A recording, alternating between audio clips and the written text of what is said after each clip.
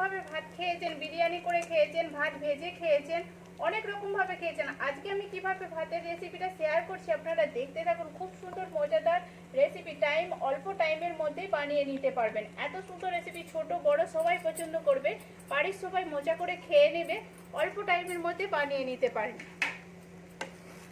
বন্ধুরা, বাঙালি কুকিং এর সবাইকে স্বাগত জানিয়ে আজকে একটা নতুন রেসিপি নিয়ে হাজির হলাম। আশা করছি রেসিপিটা খুবই পছন্দ হবে, খুবই মজাদার রেসিপি। চলুন দেখা যাক আজকে আমি কি রেসিপি শেয়ার করছি। এখানে আমি চাল নিয়ে নিয়েছি, যেই চালটা দিয়ে আমরা ঘরে ভাত খাই সেই চালটা নিয়ে নিয়েছি।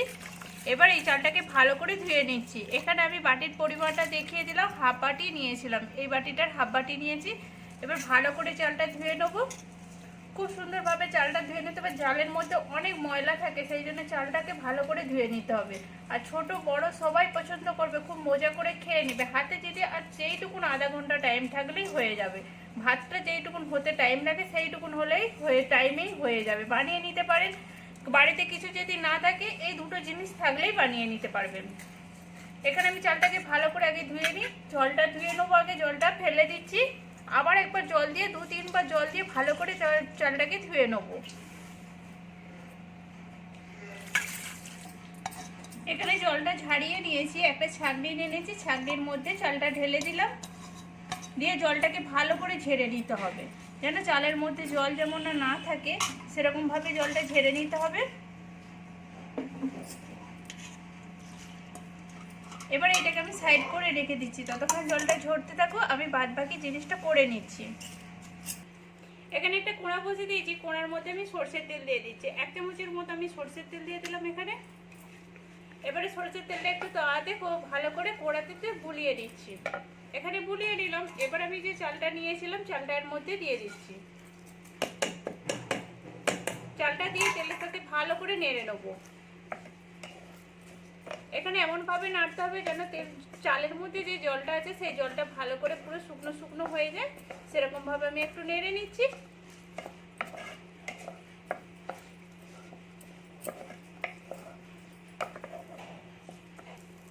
এখানে চালটাকে আমি ভালো করে নেড়ে নিয়েছি। এই দেখুন, এখানে নাড়া নাড়া হয়ে গেছে, জলটা অনেকটা শুকনো হয়ে গেছে। এবার আমি এখানে কাঁচা মটর দিয়ে দিচ্ছি, ফ্রেশ কাঁচা মটর দিয়ে দিচ্ছি। আপনাদের কাছে থাকলে দেবেন, না থাকলে না দেবেন, কোনো অসুবিধা নেই।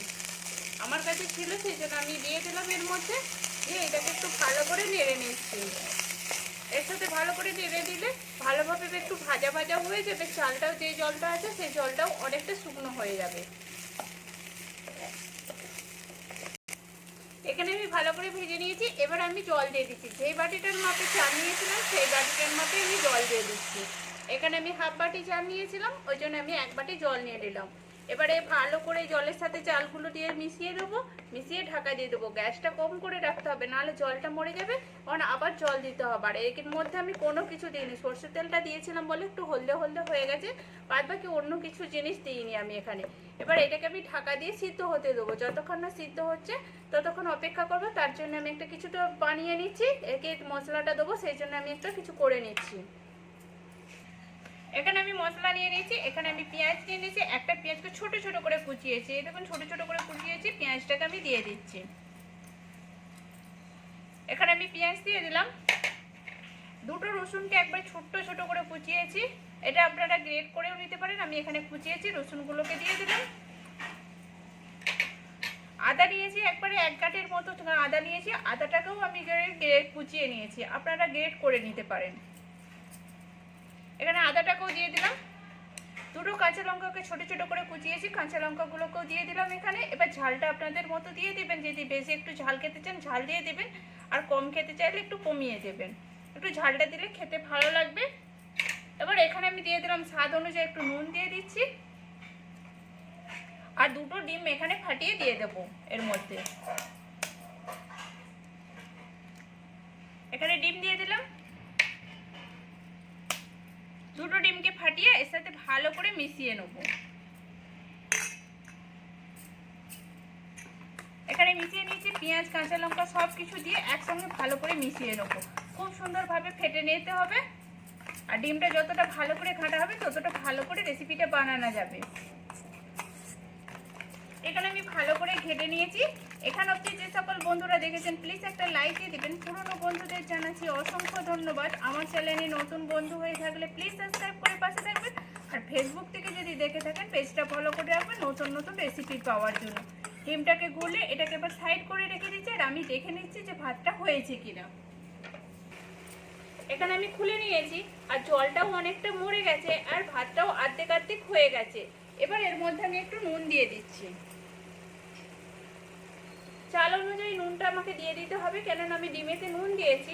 আর এইটাতে যদি বেশি নুন দেওয়া হয় তাহলে ডিমেতে নুনটা দিতে হবে না। আমি ডিমেতে নুন দিয়েছি বলে এটা ভাতের পরিমাপে আমি নুনটা দিয়ে দিলাম। এটাকে একটু ঢাকা দিয়ে রেখে দেবো। এখন একটু বাকি আছে, জলটা পুরোটা শুকনো হতে হতে ভাতটা আমার পুরো ভালো করে হয়ে যাবে। আমি এবার এখানে খুলে দেখে নিচ্ছি, খুলে নিয়েছি, জলটাও আমার মরে গেছে, ভাতটাও আমার হয়ে গেছে। এই দেখুন এখানে ভাতটা আমার হয়ে গেছে। এবার একটু ভালো করে নেড়ে নিচ্ছি। এবারে যে ডিমটা গুলে রেখেছিলাম ডিমটা এর মধ্যে দিয়ে দিচ্ছি, দিয়ে এর সাথে ভালো করে নেড়ে নেবো আমি। এখানে নাড়তে নাড়তে ডিমটাও খুব সুন্দর ভাজা হয়ে যাবে আর ভাতে যেটুকুন জলটা আছে সেই জলটাও ভালো করে টেনে নেবে।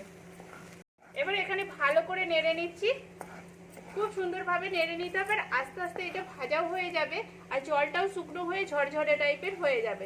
ততক্ষণ অবধি আমি নাড়তে থাকবো। এখানে ছেড়ে দিলে তাহলে শুকনো হয়ে যাবে, নিচে বসেও যাবে, বসে গেলে তখন খেতে ভালো লাগবে না। এরকম মাঝে মাঝে নাড়তে থাকতে হবে, নাড়তে নাড়তে জলটা শুকনো হয়ে যাবে। এখানে ভালো করে নেড়ে নিয়েছি আর ঝরঝরে হয়ে গেছে ভাতটা। এবার এর মধ্যে আমি ধনেপাতা কুচি দিয়ে দিচ্ছি, লাস্টে ধনেপাতা কুচিটা দিয়ে দিলাম, দিয়ে এর সাথে মিশিয়ে নামিয়ে দেবো। আর এখানে আমার পুরো কমপ্লিট হয়ে গেল আর অল্প টাইমের মধ্যে রেসিপিটা খুব সুন্দরভাবে বানানো হয়ে যাবে আর অনেক টেস্টি হয় রেসিপিটা। এবার ভালো করে আমি মিশিয়ে নিচ্ছি ধনেপাতাটা দিয়ে, এবার নামিয়ে দিচ্ছি। এবার এখানে বাটিতে তুলে আমি ঢেলে নিলাম আর এই দেখুন কত সুন্দরভাবে হয়েছে, দেখতেও খুব সুন্দর লাগছে আর খেতেও সেই রকম। অল্প টাইমের মধ্যে যে এত সুন্দর বানানো যায় না দেখলে বুঝতেই পারবেন না। আর ছোট বড় সবাই পছন্দ করবে, মজা করে খেলবে। প্লিজ আপনারা ওইরকম করে বাড়িতে বানিয়ে দেখুন আর কেমন হয়েছে সেটাও কমেন্ট করে বলবেন। ভালো লাগলে একটা লাইক করে শেয়ার করে সাবস্ক্রাইব করে পাশে থাকবেন। আর ফেসবুক থেকে যদি দেখে থাকেন পেজটা ফলো করে রাখবেন নতুন নতুন রেসিপি পাওয়ার জন্য।